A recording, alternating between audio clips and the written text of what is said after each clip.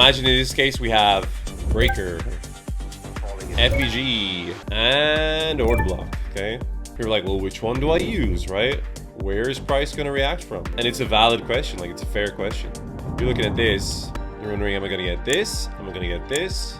Or am I going to get this? You know what I mean? This is obviously a very simplified example. Obviously, price action doesn't always occur this cleanly. It's just for the purposes of the illustration, right? Gotta pull your fib levels. That's going to shed a lot of light on where you should be going, right? So this is my Fibonacci retracement tool. You see here we have some levels marked out. We have the 0.5, which basically separates this price leg into premium and discount, okay? So unless it's a very, very bullish move, usually you want to be retracing at least to the discount, right? Because that's where you're going to find the better or trades. That's where buyers, in theory, should be more willing to engage, right? This is usually like, this is a local high, this is a local top, right? This is where guys are going to be TPing, you know, looking for a little bit of a move down here, a retrace, right? Typically, we don't want to be longing in the premium unless it's a very bullish move. These are just guidelines rather than hard rules, right? And the 3 levels that I'm most interested in, I'm actually going to add one more level there. 4 levels, right? The 6.2 fib, the 6.5 fib, the 7.1 fib, and the 7.9 fib, right? All of them together are known as OTE, Optimal Trade Entry. I believe that's an ICT concept. And out of those, the golden pocket, which I'm sure you've all heard of, is the 6.2 to the 6.5 fib, a level which a lot of the time price will hit it in reverse. Broader rule, everything from the 6.2 to the 7.9, right, is considered OTE. I think the actual OTE fibs are 6.2 and 7.9, and then 7.1 is just the midpoint. So in that case, let's apply that to our POIs now, right? So immediately I'm thinking this breaker, half of the breaker occurs in the premium, right?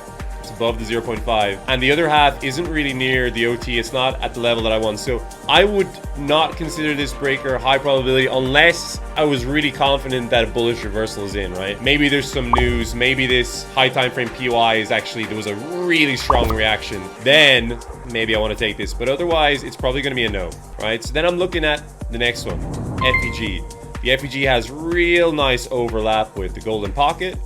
Really nice overlap with the OTE fibs, okay? So that's probably the highest probability. The order block, right, the last one, actually occurs below the 7.9 fib. And this is just from my personal experience. I usually don't trade continuation setups like these if price retraces past the 0.8, 0.85 fib. Because at that point, my read is that the liquidity target is the low. So what do I mean by that? Let's put the 0.85 on just to illustrate. 0.85, we'll color that in a bit orange, okay? I would make the argument that if price retraces this deep, right? Price goes down, let's say past the 0.5, if this isn't an exact science. At that point, it's not looking to reverse. It's actually looking to take the low. At that point, I'm just gonna wait for that low to get taken, and then maybe I'll look to enter a trade lower, right? That'd be kind of like a sweep the sweep setup. You guys know I love my sweep the sweep setup. If you check out that video, that's the sweep to sweep setup. So if we go lower than like the 8.5 fib, the 0.9 fib, at that point, I'm just not really interested because I think that we're gonna sweep. I'll be looking for lower prices at that point. Does that make sense to everyone? The question was, how do you know which POI to focus on when there are multiple valid ones? The answer is let OTE fibs guide your hand. And I think that has helped me a ton when it comes to trying to figure out which POI I should be prioritizing. And again, these aren't hard rules.